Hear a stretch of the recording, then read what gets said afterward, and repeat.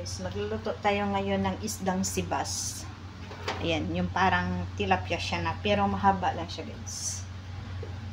Mahaba lang siya, mahaba.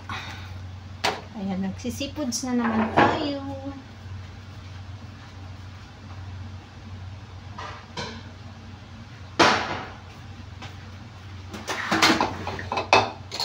Ayan guys, maglalagay tayo ng cumin powder, coriander powder, ang kanilang spices siyempre, at saka black pepper. Black pepper.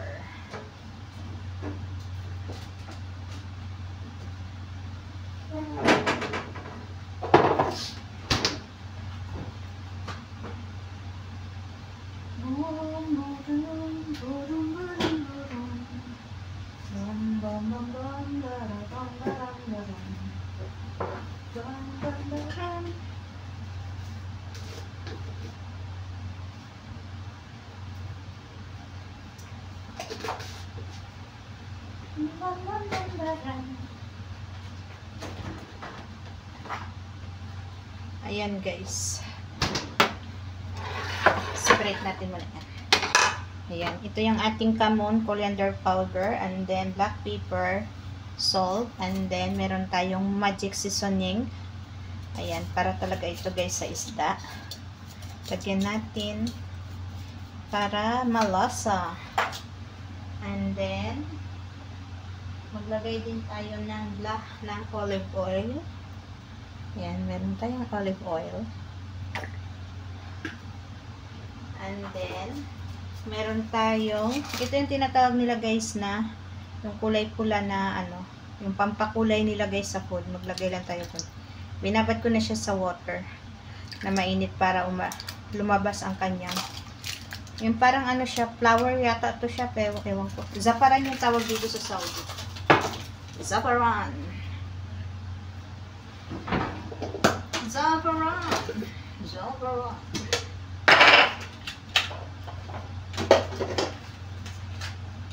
Ayan guys, maglalagay lang tayo ng 1 Maggi cubes. 1 Maggi cubes. Hindi ko na siya lagay sa water na mainit. Matutunaw naman yun siya mamaya. And then maglalagay lang tayo ng brushed garlic.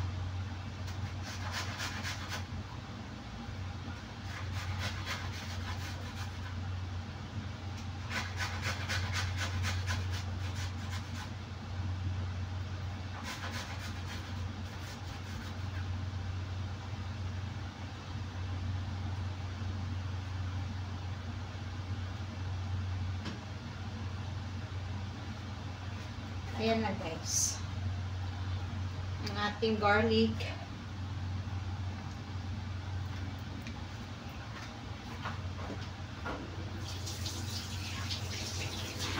Garlic. Ayan. Maganda yan guys, nakatutok lang dyan muna kasi para magagawa tayo ng ating gagawin.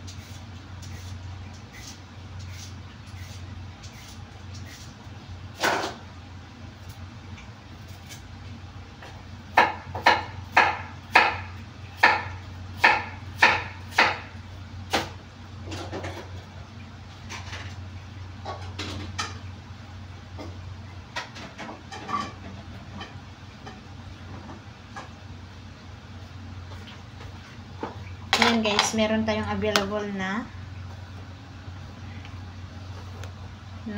gulay, yung ating chuncini, bell pepper, and then carrots. Ayan. Pwede din siya lagyan ng potato or sweet potato. Pero hindi natin siya lalagyan. Sweet potato. Ayan guys, lagyan natin siya ng parang baliktad yun. Ayan. Para yan, lagyan natin ng bell pepper yung loob para yung bango ng ating isda. Ayan.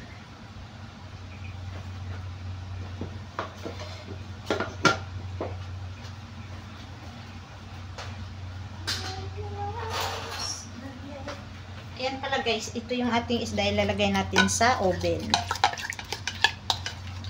At ito na yung ating spicy. Ayan. Hindi ko na siya lagyan ng salt kasi naglagay na tayo ng Maggi cubes at saka yung magic seasoning seafoods ay meron na rin yung asin. Para, ayan guys. Ilagay natin siya kasi hiniwaan ko to yung ating isda para ma-absorb yung ating spicy sa loob. Tapos, saka natin ilagay ng low sa ating oven. Pero mamaya ko na siya ilagay. Kasi 1 oras lang naman ito. Lutuin. Ayan. Kaya okay lang yan na mamaya kasi maaga pa naman. Siyempre, yung ating gulay, lagyan din natin ito. Ayan.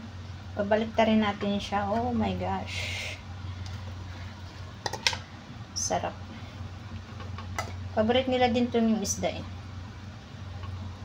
Ayan. Parang mababa yung ating pagkahiwa sa kabila. Mababa.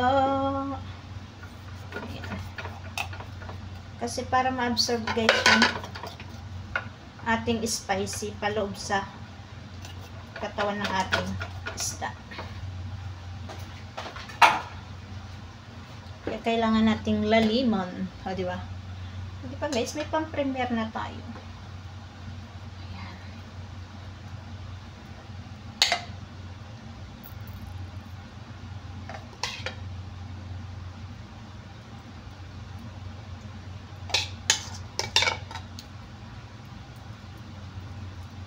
Siyempre, lagyan natin ito dito. Ayan.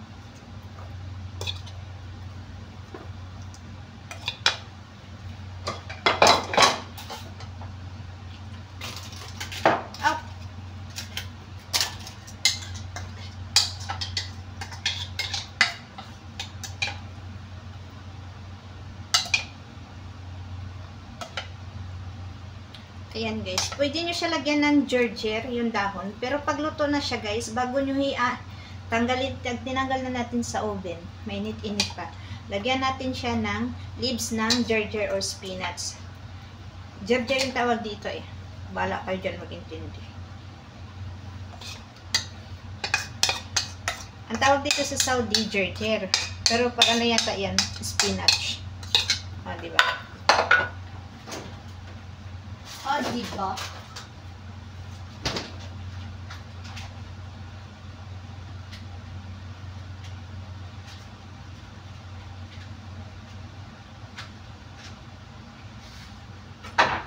At syempre, yung nagpapasarap nito guys ay lagyan natin siya ng butter. Lalagyan natin yan siya guys sa oven ng 1 oras. Pero medium heat lang po yun ha. Masyadong. Ayan. At saka balutan natin siya ng aluminum foil syempre para hindi masunog yung kanyang up.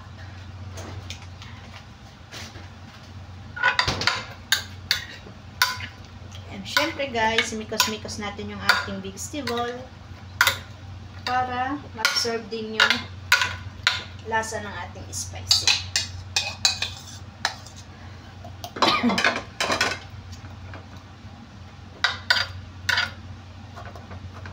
I don't want you know.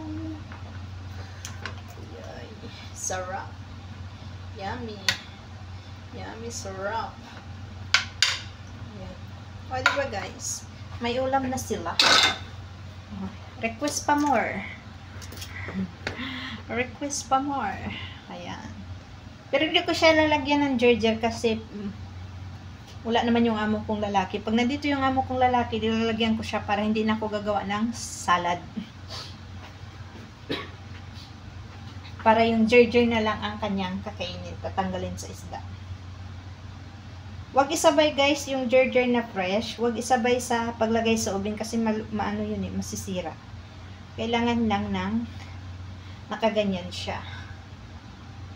Pag tinanggal na natin sa oven, saka natin ilagay yung ating ginger leaves and then ilagay natin sa hapagkainan nila.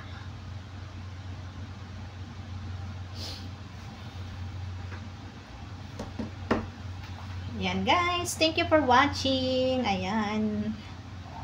Hindi ko na to may edit para dire-diretso kasi wala akong time mag-edit. Kaya lahat ng video ay dire-diretso yan siya guys. Dire-diretso upload. Ayan. Lalagyan na natin siya ng aluminum foil sa taas. Para safe na hindi siya masunog. Ayan guys, thank you for watching.